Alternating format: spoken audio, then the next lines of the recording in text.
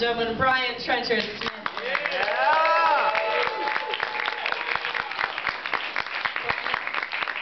That movie blew my mind. Was it the first time you've seen it? That's the first time I've ever seen it. My mind as well.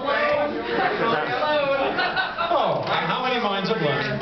Okay, that's good. Well, it's in fact a film that very few people have seen.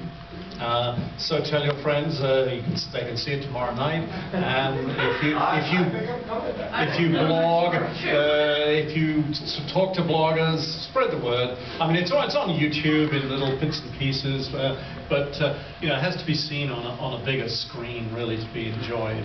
And Stone. Yeah, and Stone possibly too. So does anyone have any questions? Right. Where did you find sorcery? Like, what was your relationship with those guys? Well, the financier, the Dutch executive who wished to winter in Beverly Hills, which was his real reason for greenlighting the movie. It's funny how these things happen. He'd said, well, our company owned Intersong, we control 80% of the publishing in Europe, we'll get you Kiss, we'll get you the Eagles, we'll get you, and so it went on. And then in February, it was, find us a band by Monday or we shut down the movie. So I found the band that you find by Monday. So, I mean, I was offered Virgin, and I was offered Sorcery, and I went to Van Nuys, where Sorcery hung out. They had their car on the blocks on the lawn, and they were a splendid bunch of guys. I really liked them, you know, I could see immediately they were exactly what I was looking for, and they, I mean, Foreigner, bless them. I met with Foreigner in New York, but they would have done it if I could have waited 6 months for them to finish their tour. But I had to make the movie by June 30th, and it was February. Sorcery was it, because they had a highly visual act, and what I wanted was a non-stop barrage of visuals, both the stunt side and the music side. So this was a sort of a Kiss, sound-alike, look-alike, and they were just great, and we got along well, and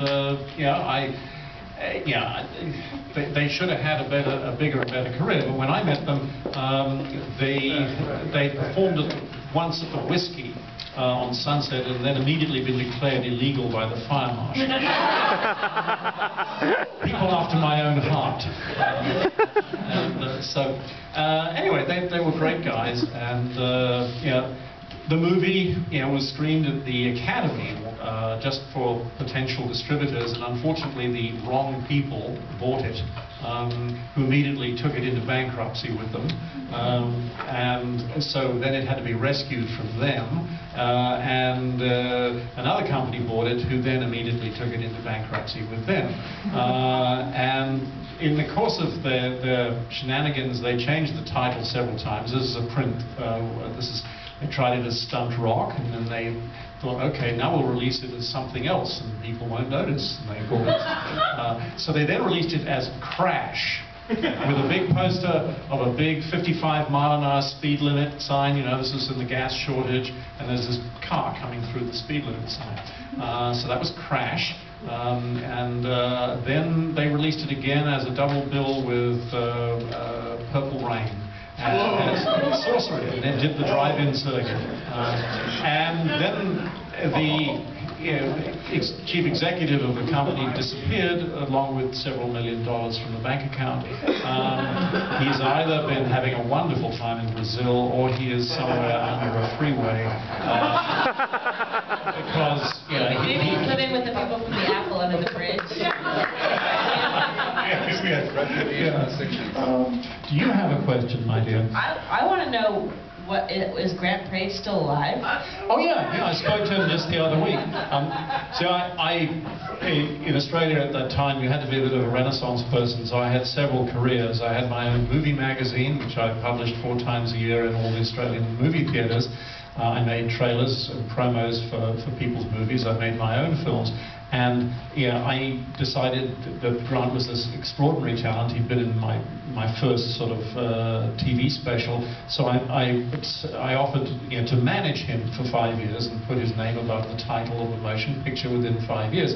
In fact, I was able to do that within 18 months. And so I managed his career and created vehicles for him. And we were great buddies.